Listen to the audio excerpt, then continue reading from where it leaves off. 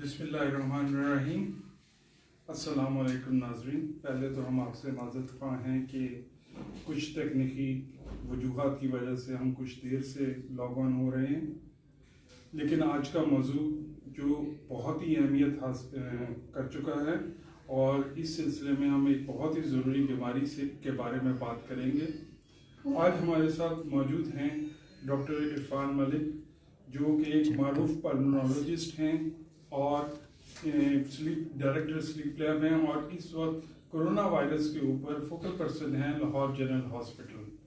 Doctor साहब से हम कोरोना वायरस के मुतालिक पूछेंगे और इस बारे में ये पूछेंगे कि वायरस कैसे फैलता है, इसके हिस्ट्री क्या है और इस बीमारी की वजूहात क्या हैं। तो डॉक्टर साहब, सबसे पहले हमें ये बताइए कि ये बीमारी क्या है और किस वजह से फैलती है और इसकी हिस्ट्री क्या है। First of all I am really thankful मतलब सब आपका इनोवा लैब का, जिन्होंने एक बहुत ही इम्पोर्टेंट टॉपिक को रेज किया और आई थिंक इस वक्त ये ज़रूरत है कि हम इस तरह के अवेयरनेस प्रोग्राम बार बार करें। कोरोना वायरस कोई एक न्यू वायरस नहीं है हमारे लिए। ये पहली दफ़ा 1960 में भी इसकी ये दरियाफ्त हो चुका था वायरस, और ये एनिमल ओरिजिन है, यानी ये जानवरों में पाया जाता था। इसने अब से पहले 2 एपिडेमिक काज किए हैं। एक एपिडेमिक 2002, 2003 में की, जिसको सार्स के नाम से हम बहुत से लोग जानते हैं, और वो जो एपिडेमिक है वो इससे ज़्यादा ख़तरनाक थी। वो उसका जो डेथ रेट था उसमें कोई 9.7% था। फिर दूसरी एपिडेमिक इसने की मर्स कोवी के नाम से, और वो एपिडेमिक इस वाली एपिडेमिक जो हम करें उससे, जो सार्स से बात करें उससे कोई 2-3 गुना ज़्यादा खतरनाक थी। उसमें जो डेथ रेट था वो 34% है। ये जो कोरोना वायरस है ये दिसंबर 2019 में एक प्रोविंस है हुबाई चाइना का, उसका सिटी है वुहान, वहाँ से स्टार्ट हुआ। और एक प्रपोज जो स्प्रेड है वो ये कहा गया कि उनकी वेट मार्केट थी जहाँ पे लोग सी फूड खाते हैं, और मोस्ट लाइकली बैट जिसको हम चमगादड़ कहते हैं, उससे ये स्टार्ट हुआ। लेकिन बाय द वे अभी तक इसका साइंटिफिक एविडेंस लैकिंग है। सो कहा यह जाता है कि वहाँ से ये वायरस स्प्रेड हुआ और उसके बाद इसकी ह्यूमन टू ह्यूमन जो ट्रांसमिशन है वो स्टार्ट हो गई। इस वक्त तक if I am not wrong 89% जो लोग कंट्रीज़ हैं वहाँ पे ये वायरस स्प्रेड कर चुका है। तकरीबन 1 लाख से ऊपर जो लोग हैं वो इसका शिकार हो चुके हैं। जो डेथ है वो 3,000 साढ़े 3,000 के करीब पहुँच चुकी है। पाकिस्तान के सराउंडिंग में अफ़गानिस्तान, ईरान, इन दोनों में ये वायरस आ चुका है, और अनफॉर्चुनेटली ईरान में इसने आउटसाइड जो है चाइना काफ़ी डेथ काज की। डॉक्टर साहब, क्या आप हमारे नाज़रीन की मालूमात के लिए बताएंगे कि इसकी अलामात या सिम्टम्स क्या होते हैं? देखिए, अनफॉर्चुनेटली जो कोरोना वायरस है ये थोड़ा सा हमारे लिए difficult to diagnose in sense है कि जैसे अगर आप इससे पहले कोई एपिडेमिक पाकिस्तान में देखें, जैसे डेंगू की आई, तो डेंगू की बड़ी टिपिकल अलामत थी कि किसी को आंखों के पीछे दर्द होना शुरू होगी, किसी को हड्डियों में बहुत दर्द होना शुरू होगी, तो हमें किसी और सिम्टम्स की ज़रूरत नहीं थी, हम इसको डिक्लेयर कर देते थे कि ये जो है मोस्ट लाइकली डेंगू से। लेकिन अनफॉर्चुनेटली कोरोना को टिपिकल सिम्टम्स ही रखता। सो जब भी हम इसके बारे में पूछते हैं, सबसे इंपॉर्टेंट जो पॉइंट है वो ये है कि वो जिस शख्स को नज़ला, ज़ुकाम, सांस की दुश्वारी या खांसी है, सबसे इम्पॉर्टेंटली अगर उसको बुखार है, और उससे भी इम्पॉर्टेंट पॉइंट ये है कि क्या उसका किसी ऐसे शख्स से रब्ता है जो कि उस मुल्क से आया है जहाँ पे ये बीमारी फैल चुकी है, लाइक चाइना, और मोस्ट इम्पॉर्टेंटली हमारे लिए ईरान, अफगानिस्तान और वो ममालिक जैसे इटली हो गया, यूरोपीय ममालिक हो गए, उनसे अगर वो आया है और उसका कंटेक्ट 14 दिन तक रहा, 14 दिन तक रहा, और अभी उसको अलामत हुए 14 दिन से कम हुए हैं, तो हम उस शख्स को सस्पेक्ट कर सकते हैं कि ये कोरोना वायरस है। सो पहला क्वेश्चन जो हमारा पूछा जाता है जब भी हम हिस्ट्री लेते हैं, तो हम उससे ये पूछते हैं कि आपका किसी ऐसे शख्स से ताल्लुक़ है जिसको अलामत भी थी और वो चाइना, ईरान, अफगानिस्तान, इटली या ऐसे ममालिक से रहा, और आप अगर उसको अलामत हुई है तो फिर हम उसको सस्पेक्ट कर लेते हैं कि जी आपको कोरोना वायरस हो सकता है। डॉक्टर साहब, ये आजकल एक और बहुत ज़्यादा हॉट इशू हुआ है कि नज़ला के दौरान और खांसी के दौरान मास्क को बहुत ज़रूरी करार दिया जा रहा है। क्या हर किस्म के मास्क ही इस पे असरअंदाज होते हैं या कोई ख़ास किस्म का मास्क की ज़रूरत पड़ती है? देखिए, बहुत इंपॉर्टेंट सवाल है ये। मास्क क्या सबको पहनना है? बड़ा क्लियरली WHO ने 2-3 डेज बैक इसको बड़ा क्लियरली बता चुके हैं कि वो शख्स जिसको अलामत है उसके लिए मास्क कंपल्शन है। सो वो या प्लस हेल्थ केयर वर्कर, क्योंकि वो डील कर रहे हैं ना उसके साथ डॉक्टर, और उनके लिए मास्क कंपल्शन है। मास्क पूरी पब्लिक के लिए कंपल्शन नहीं है, इसको ज़रा ज़हन में बैठा लें। ये हमारे लोगों में एक अनफॉर्चुनेटली पैनिक ही क्रिएट हुई और उन्होंने मास्क परचेज कर लिया। उनका ख्याल था कि मास्क पहनेंगे, हर शख्स को मास्क पहनना चाहिए, तो कतन हर शख्स को मास्क पहनने की ज़रूरत नहीं है। मास्क जो पहनना है वो सर्जिकल मास्क भी इक्वली गुड है। प्रेफरेबली अगर आपको सस्पिशन है कि आपका कंटेक्ट कोरोना से हो चुका है तो N95 मास्क आपको जरूर पहनना है। N95 मास्क प्लस यानी N99 भी इक्वली गुड है, N95 भी गुड है, ठीक है। लेकिन एक और चीज़ देख लेंगे, सर्जिकल मास्क है वो बुरा नहीं है। ये वायरस जो है इसका साइज थोड़ा हैवी है, ये स्प्रेड यूं नहीं करेगा, ये स्प्रेड कंटेक्ट से करेगा। यानी टेबल है आपके जो हैंडल्स हैं इनके ऊपर ये आपके रिजाइड करेगा, तो एयरबॉर्न कंटेक्ट की बजाय ड्रॉपलेट कंटेक्ट इसका ज़्यादा। अच्छा डॉक्टर साहब, एक और बहुत अहम क्वेश्चन ये है कि इसकी मेन अलामात क्या हैं, क्योंकि अक्सर लोगों में ये गलतफहमी होती है कि जी हर नज़ला खांसी जुकाम जो है वो कोरोना वायरस की ही इन्फेक्शन है। देखिए मैंने जैसे आपको बताया कि इसकी टिपिकल अलामत नहीं आपको नजर आएंगी। अलामत इसका यही है कि अगर आप अभी भी अब टीवी पे देखें तो गौर करें तो वो लोग स्क्रीन कर रहे होते हैं कि वो एक कोई चीज़ हेड पे लगाते हैं। व्हाट दे आर डूइंग, वो उसका टेम्परेचर जज करते हैं। तो टेम्परेचर पहली है सिम्टम, फिर दूसरी सिम्टम है खांसी, नज़ला जुकाम, सांस का फूलना। ये वो है जो सिम्टम माइल्ड सी हैं और 80% लोगों में ये माइल्ड सी सिम्टम आते हैं। उसके बाद सीवियर सिम्टम हो जाते हैं जिसमें निमोनिया डेवलप हो जाता है। फिर उसकी अलामत अपनी शुरू होती है, जैसे बलगम आना शुरू होना, बलगम में फिर खून, और फिर उसके अलावा लेस देन 5% वो हैं जो इतने क्रिटिकल इल होते हैं जिनको हम ICU में दाखिल कर देते हैं। डॉक्टर साहब, अगर ये अलामत जाहिर होती हैं किसी में, तो जो उसकी इर्द गिर्द रहने वाले लोग हैं और जो उनके हेल्थ केयर वर्कर्स हैं उनको मेन जो प्रिकॉशंस या एहतियात क्या करनी चाहिए? देखिए अगर तो एक शख्स, बड़ा टिपिकल सिनेरियो हम बना लेते हैं कि उसका एक ऐसे शख्स से रब्ता रहा जो कि चाइना से, अफगानिस्तान से आया और उसके बाद उसको ज़ुकाम हो गया, तो आइडियली उसको आइसोलेट कर दिया जाता है। आइसोलेशन वार्ड में उसको मास्क बना दिया जाता है और उसको जो भी शख्स देखेगा, जो भी डॉक्टर या हेल्थ केयर वर्कर देखेगा, वो प्रॉपर पर्सनल प्रोटेक्शन इक्विपमेंट के साथ देखता है। और अल्हम्दुलिल्लाह वी आर इक्विप्ड, हमारे जितने हॉस्पिटल्स हैं, टर्शियरी केयर हॉस्पिटल, वो भी डिक्लेयर कर दिए गए हैं। हमारे पास आइसोलेशन वार्ड भी हैं, हमारे पास ट्रेन स्टाफ भी है। उसके बाद क्या किया जाता है कि उसकी मुख्तलिफ डायग्नोस्टिक टेस्ट किए जाते हैं। अब जो शख्स उसके साथ क्लोज कंटेक्ट रहा उसको भी इसी प्रोसेस से गुजरना पड़ता है। लेकिन एक और बात याद रखें कि ज़रूरी नहीं कि वो ये सारा जो काम है वो हॉस्पिटल में किया जाए। तो जब उस शख्स को उसके घर में भी क्वारंटाइन किया जा सकता है, ठीक है। फिर उसको कुछ चीज़ों का बताएं जो हम आगे डिस्कस करें। कुछ चीज़ों का पता होना चाहिए कि यार ये इस तरह स्प्रेड करता है, ये मैनूवर मैं करूँ तो उससे मैं इसका आगे स्प्रेड रोक सकता हूँ। तो डॉक्टर साहब, उसके फैलाव के बचाव के लिए कुछ एहतियाती तदाबीर क्या करनी चाहिए? जैसे कि आपने फरमाया कि घरों में भी किया जा सकता है या मुख्तलिफ हॉस्पिटल्स में भी किया जा सकता है, तो जो उसके इर्द गिर्द रहने वाले हैं, उसके जो नियर डियर वंस हैं, वो कैसे अपने आप को उससे बचाव कर सकते हैं? देखिए जब मैं जितनी भी एपिडेमिक देखता हूँ तो एक चीज़ बार बार शायद अल्लाह ताला और हमें नेचर भी सिखाना चाहती है कि हमें अपने सफाई, जिसको हमारे इस्लाम के तहत फरमान है, उस प्रोटोकॉल को फॉलो करना है। और ये बड़ा अनफॉर्चुनेटली है, मतलब हम भी एज अ डॉक्टर एक पेशेंट को देख रहे हैं, उसी पेशेंट का स्टेप दूसरे पेशेंट को लगा रहे हैं। एज अ पब्लिक अगर हम कफ कर रहे हैं तो अपने लिहाज से बड़ा अच्छा हमने तरीका ये सीख लिया कि खांसी की और खांसी अपने हाथ पे की, उसके बाद किसी दूसरे शख्स से वो हाथ मिला लिया, तो ये रूट ऑफ ट्रांसमिशन है। और दूसरा, अगर हम बहुत से सोफिस्टिकेटेड बनते हैं तो हम टिश्यू पेपर यूज़ कर लेते हैं। वो टिश्यू पेपर में आपने स्नीज किया या कफ किया, वो टिश्यू पेपर जेब में डाल लिया और उसको मल्टीपल टाइम यूज़ करिए। So what is the exact वे, किस तरीके से हम अपने स्नीजिंग को और कफिंग को, ये दो वे है ना जो स्प्रेड करते हैं, को बेहतर कर सकते हैं। तो सबसे इंपॉर्टेंट जो वे है वो ये है कि जो मेडिकली रिकमेंडेड वे है वो आपकी जो एल्बो है उसको फ्लेक्स करें और उसके ऊपर आप स्नीजिंग या कफिंग करें। Yes, if you want to use tissue use करना चाहते हैं तो टिश्यू को यूज़ करके डिस्कार्ड कर दिया जाए, ठीक है। नंबर 1 के लिए।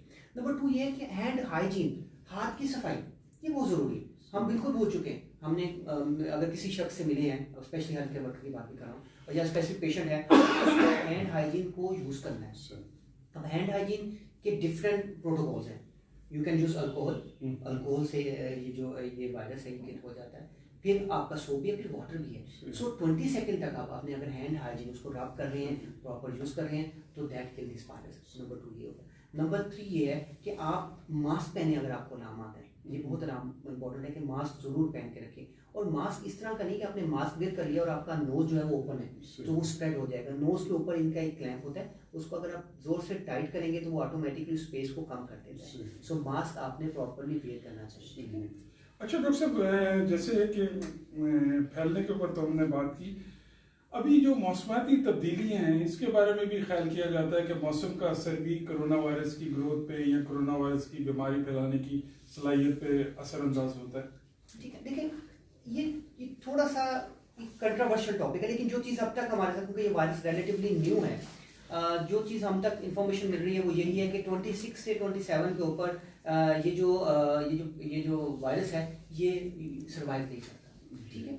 सो हमारी एक्सपेक्टेशन ये है कि जो ही वेदर का टेम्परेचर इससे ऊपर चला जाएगा, सो मोस्ट लाइकली ये जो वायरस है ये इटसेल्फ ख़त्म हो जाएगा। लेकिन एक चीज़ याद रखें, प्रेडिक्शन साइंटिस्ट ने ये भी की है कि ये प्रोबेबिलिटी भी है कि ये वायरस हमारी कम्युनिटी में वैसे ही रहे जैसे फ्लू वायरस रहता है।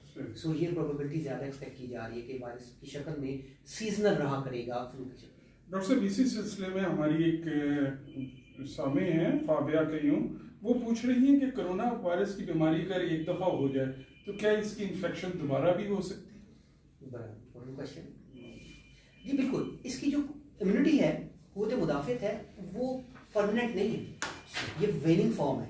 यानी जैसे मैंने आपको अभी क्या बताया कि ये वायरस जो है, ये वायरस सीजनल भी हो सकता है, सो ये दोबारा होने के चांसेस भी हो सकते हैं। इसकी इम्यूनिटी लाइफ लॉन्ग इम्यूनिटी नहीं है। अच्छा डॉक्टर साहब, जैसे कि हिफाजती इक़दाम हमारे हुकूमत ने भी बहुत सारे किए हैं और हमारे हॉस्पिटल्स भी मिले, लेकिन जो आम लोगों की नॉलेज के लिए आप बताना पसंद करेंगे कि किस किस्म के हिफाजती इक़दाम जो हैं कोरोना वायरस की इन्फेक्शन होने से पहले हमें करने चाहिए? देखिए, जैसे मैं आपको ऑलरेडी बता चुका हूँ कि हमने हैंड हाइजीन प्रोटोकॉल फॉलो कर दिए, कफ एटिकेट्स हमने यूज़ कर लिया, अगर हमें सिम्टम्स हैं तो मास्क पहन लिया। मोस्ट इंपॉर्टेंटली ये है कि क्राउड में अननेसेसरी ना जाएं, ठीक है। अगर स्पेसिफिकली आपको फ्लू है तो आप बिल्कुल भी कोशिश ना करें, लेकिन अगर आपको ज़रूरत नहीं है तो आप अननेसेसरी क्राउड में ना करें। This is the better option. And second thing, एक चीज़ ध्यान में रखें, अगर हम इसका डेथ रेट कैलकुलेट करें, less than 10 year there is no death. 10 to 59, 10 से 59 साल के दरमियान 1.3% डेथ थी, और 59 से ऊपर डेथ रेट बढ़ गया उन लोगों में जिनमें दिल का इशू था, और सबसे इम्पोर्टेंटली वो लोग जो स्मोकिंग करते थे, फिर जिनमें ब्लड प्रेशर है, जिनमें शुगर है, यानी जिनमें और अलामत थी, और हमारे सांस से रिलेटेड वो लोग जिनको दमा था या जिनको सीओपीडी था, उनमें ये बीमारी बढ़ने के चांस। तो उनमें क्या एहतियात है? उनमें एहतियात ये है कि हर बीमारी की कुछ रेस्क्यू मेडिकेशन होती है। लाइक अगर मैं सिर्फ दमे या सीओपीडी पे फोकस करूं तो हमारे दमे के मरीज को रेस्क्यू मेडिसिन का पता होना चाहिए कि ये इनहेलर मैं यूज़ करूंगा, इस वक्त तो मैं बेहतर हो जाऊंगा, और मेडिसिन को ऑप्टिमाइज करके, ये सबसे इंपॉर्टेंट उन लोगों के लिए है। अच्छा डॉक्टर साहब, एक चीज़ और भी देखने में आई है कि कोरोना वायरस की बीमारी अगरचे हमारे मुल्क में नहीं आई है, लेकिन लोगों का बहुत ज़्यादा डर जो है वो दिल में बैठ गया। इस डर को ख़त्म करने के क्या हम इक़दाम कर सकते हैं? देखिए, इसमें मीडिया का बहुत बड़ा रोल है। मतलब जब भी मैं किसी का पेपर टॉक देने गया, अगर आप ऐसे फोकस करना शुरू हो जाए ना कि टीबी से कितने लोगों की डेथ हुई, आज टीबी से फलां की डेथ होगी, तो आप हैरान हो जाएंगे कि टीबी से डेथ हमारे मुल्क में इससे ज़्यादा है। सो आप इसका मोर्टेलिटी डेथ रेट देखिए, मैंने आपको 2 एपिडेमिक बताई, पहले सार्स की और फिर मैंने बताई मर्स कोवी की। सार्स की 9.7% लोगों की डेथ है, मर्स कोवी से 34% है, इसका डेथ रेट 2 से 3% है, और प्रोबेबिलिटी ये है कि जब सब लोग बेहतरी की तरफ आ जाएंगे तो डेथ रेट इंशाल्लाह होपफुली लेस देन 2 और 1% हो जाएगा। सो इसका डेथ रेट वही है जो एक आप समझ लें कि एक आम बीमारी का है, हमें इससे पैनिक होने की जरूरत नहीं है। लेकिन टेक होम मैसेज ये है कि हमें अपनी सफाई निसफ अमान का रोल जरूर प्ले करना है। मतलब जो हमारा प्रोटोकॉल जो हमें इस्लाम बताता है कि एज अ पत्नी कम्युनिटी हमें एक प्रॉब्लम नहीं समझ लगती कि हमने चीज़ों को हाथ लगाया या हमने इसको हाथ लगाया तो उसके बाद हमने नाक कान हर जगह को हाथ लगाना। सो हमें अपने हैंड को कंट्रोल करना है, हमने हैंड हाइजीन को जरूर फॉलो करना है, और ये मुश्किल नहीं है। अच्छा डॉक्टर साहब, एक और भी चीज़ है, बड़े लोग तो मुख्तलिफ किस्म की एहतियात और वो सिम्टम से बच सकते हैं। ख़ास तौर पर स्कूल जाने वाले बच्चों के बारे में आप क्या रिकमेंड करेंगे कि वो कैसे अपने आप को इससे बचाव करें, या उनकी वालिदैन जो हैं परेशान हैं तो उनको कैसे क्या चीज़ें सिखाएं? बिल्कुल ठीक है, वालिदैन के लिए जैसे मैं आपको बताया कि जिस बच्चे को अलामत है, और स्पेशली जेहन में रखें कि आज ज़ुकाम ये कोरोना वायरस नहीं है, तो अगर वो उसका कंटेक्ट है कि ऐसे शख्स से ऐसे कम्युनिटी से है जहाँ पे ये वायरस था जिस है, और बच्चे को ज़ुकाम है, तो फिर उसको स्कूल ना जाने दिया जाए, उसको घर में रखा जाए। लेकिन हमने बच्चों को मास्क बना के स्कूल नहीं भिजवाना, ये बड़ा इंपॉर्टेंट है। फिर बच्चे को ये समझाया जाए कि वो रेलिंग, या जब वो स्टेज पे चढ़े होते हैं वो रेलिंग पे हाथ लगाते हुए जाते हैं, सो जो वायरस है उसने उसी पे रिजाइड करना है, ठीक है। हैंडल जो है आपके डोर हैंडल, उसको क्लीनिंग का कोई प्रोटोकॉल फॉलो किया थे कि उसको आप क्लीन कैसे करेंगे।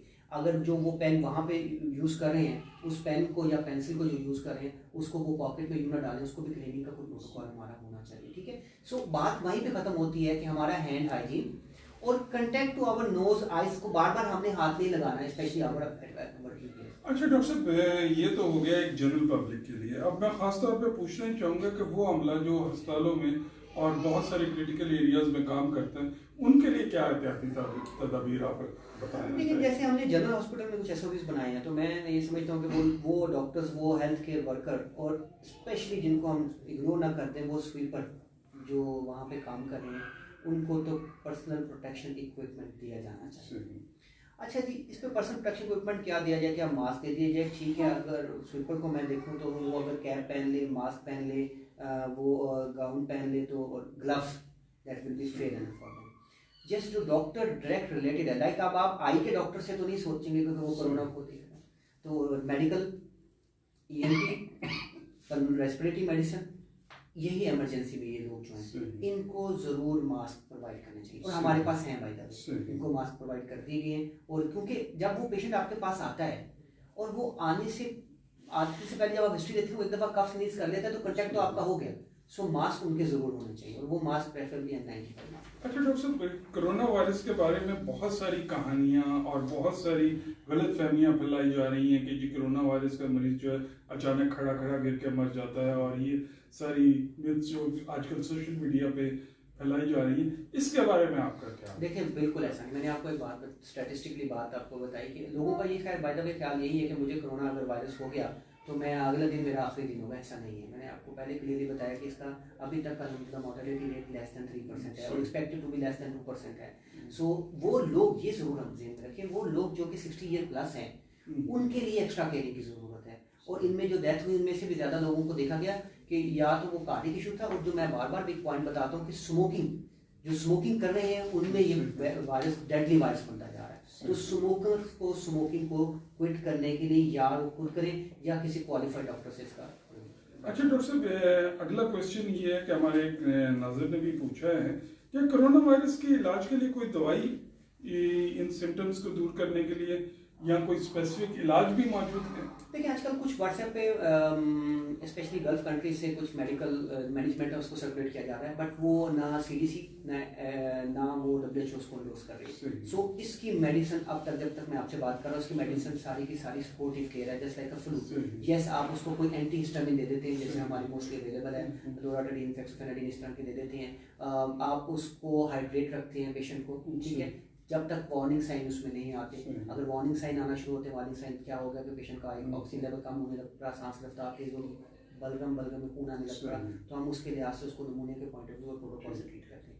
दोबारा याद रखें कि 80% लोगों में इसमें माइल्ड सिम्टम होती हैं, सिर्फ जो आपके 14% लोग हैं उनमें ये थोड़ा सीवियर होता है, और 5% में क्रिटिकल है जो कि आइसोलेट होते हैं। अच्छा डॉक्टर साहब, यहाँ पे एक और क्वेश्चन आता है कि जिन लोगों में माइल्ड सिम्टम्स होते हैं, क्या वो भी उतने ही बीमारी को फैलाने के वो शामिल होते हैं जितने ज्यादा सिम्टम्स वाले, या लेकिन डेफिनेटली जब ज्यादा सिम्टम्स का मतलब ज्यादा नहीं मैं बात करूँ, जब उसमें कॉम्प्लिकेशन आ गई तो वायरस लोड ज्यादा हो गया, लेकिन जब वो सिम्टोमेटिक है तो स्प्रेड तो वो कर सकते हैं। इस वजह से ऐसे लोगों को 14 दिन तक क्वारंटाइन यानी क्वारंटाइन करके रखा जाता है, ठीक है।